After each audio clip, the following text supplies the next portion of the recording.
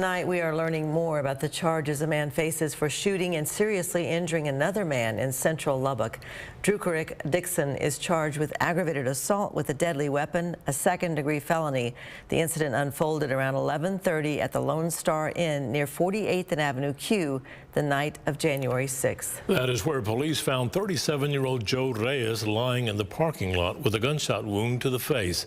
Police tell a surveillance video shows he was there hours before the incident looking for someone.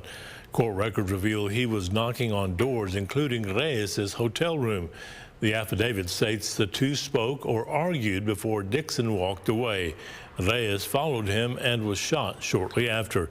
Dickson was arrested 2 days later. He is also a suspect in another shooting that happened just blocks away that same day.